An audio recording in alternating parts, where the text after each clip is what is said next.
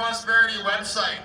I'd like everybody that hasn't done it already, when they go home tonight, I'd like you all to download a copy of a document on that website called The Value of Freedom. That document, I heard one of our hecklers out in the audience screaming, "Where's the budget?" Well, that's the budget, people. We send $70 billion a year to Ottawa in tax revenue, in GST, capital gains tax, carbon tax, industrial carbon tax, all of the bullshit taxes that Ottawa levies on us to take our wealth to fund social services in Quebec and the Maritimes. And it's time for this to stop. And that's what that document shows. We send $70 billion a year to Ottawa. We get less than $20 billion a year back. What that document shows is that even after funding an Alberta Armed Forces at 3%, tripling the amount of money spent on the Indigenous people of this province, that Ottawa has left in abject poverty.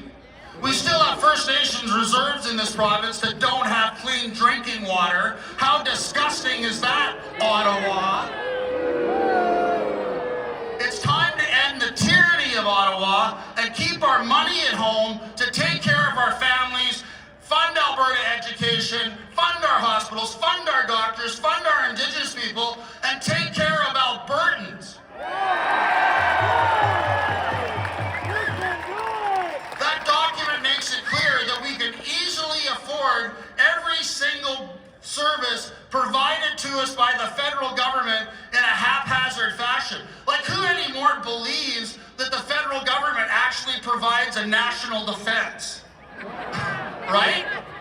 We have more people here on this square today, and I would wager we have more firearms between the bunch of us than they have in the entire Canadian Army.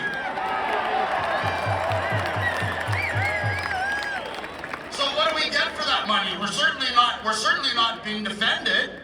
Every time we turn around, Mark Carney, who I believe is an existential threat to the province of Alberta, when he said elbows up, what people didn't understand was elbows up. We'll elbow Alberta in the head again, because that's all he's been doing. They haven't announced an end to any of the legislation that Danielle Smith said was a deal breaker. When that issue comes up, you get some sort of mealy-mouthed statement from either Carney or one of his ministers. "Oh, well, we're working to make Alberta or Canada an energy superpower. Oh, we'll get this done. Oh, yeah, blah, blah," right? And then what are they doing? When Carney talks about an energy superpower and creating a national energy corridor, what he's really talking about is not pipelines and oil and gas. Again, one of his many conflicts of interest, Brookfield has the corner on small modular nuclear reactors. So they want to have a network of power lines hooked up to Brookfield reactors, so every time you plug in the bullshit electric car that won't run in an Alberta winter into a wall socket, Carney and Brookfield are siphoning money out of your wallet through a wall socket into his secret bank account in the Caribbean. Canada has become one of the most corrupt countries in the world under Mark Carney. It's run by a bunch of scam artists from the World Economic Forum that President Trump rightly called out at the United Nations recently, calling out the green energy scam that unfortunately our Premier has been paying lip service to. With all this nonsense, net zero garbage, we're going to decarbonize Alberta oil. Oh, we'll have a pipeline, but we've got to build a giant carbon-sucking machine called Pathways Alliance so we can suck CO2 out of the air that our farmers, our forests, our wildlife all need to thrive. They're going to take the CO2 away from our environment and our farmers, so that Carney might deign to give us a pipeline. Enough! Enough! We are governed by complete morons. Does any trade war? When we had Doug Ford turning red in the face, jumping up and down, and saying that, oh, we'll teach the Americans a lesson. We're going to cut off their Alberta oil. Does anybody remember that? Right? And then somebody whispers in his ear, hey, Doug, don't you know that all your Ontario oil comes through the States? From Alberta? Oh. I mean, we are being governed by morons. You know, the gibbering Gibault, you know, the former climate change minister, who's now the minister in charge of shutting down the internet and censoring all of us, right, didn't even know that there wasn't a cross-Canada pipeline, even though that idiot had been fighting pipelines for years as an eco-terrorist with Greenpeace. This is who we are being governed by in Canada. And there is only one solution, and that is to get Alberta the hell out of Canada and become an independent country.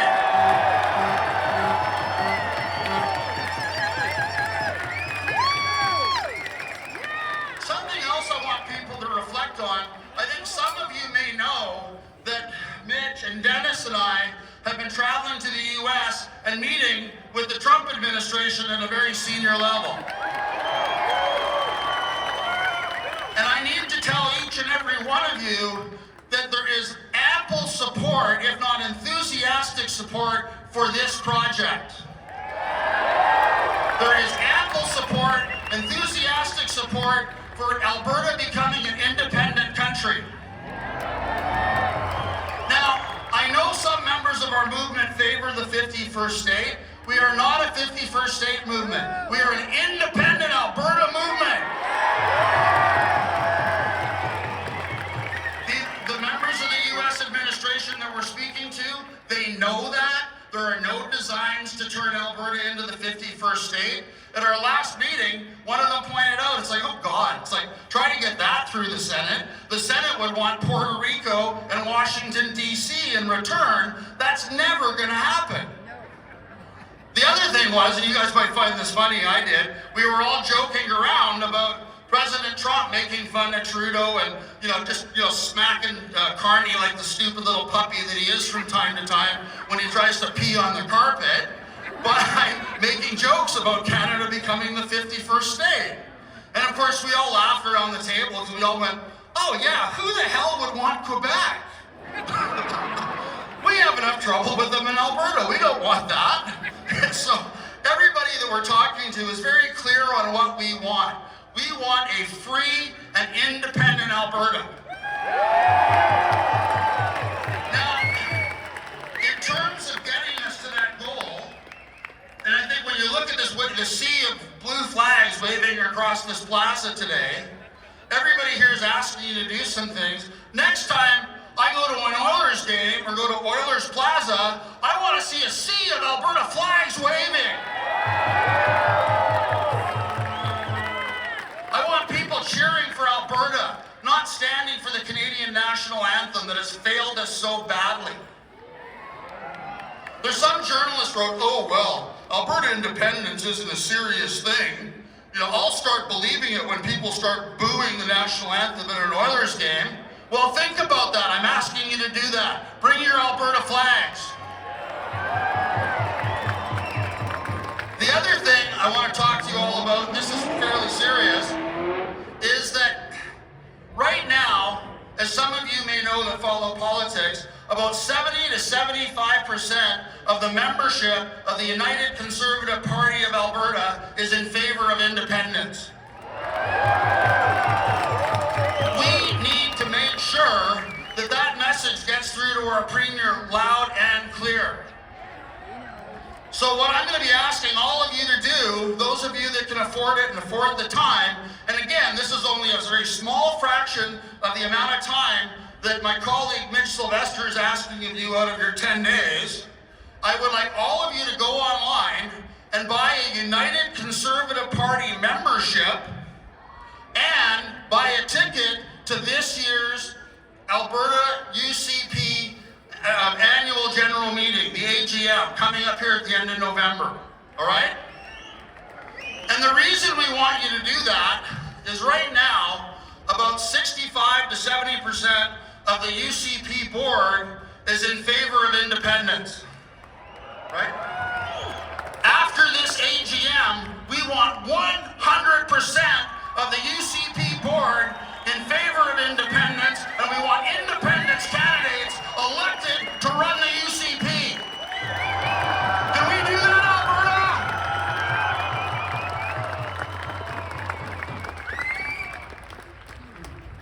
I want to thank all of you for coming out today.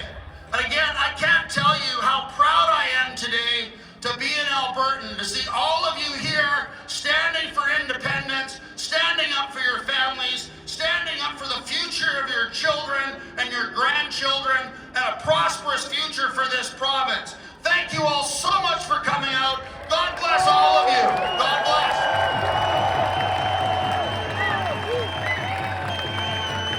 Thank you, Jim.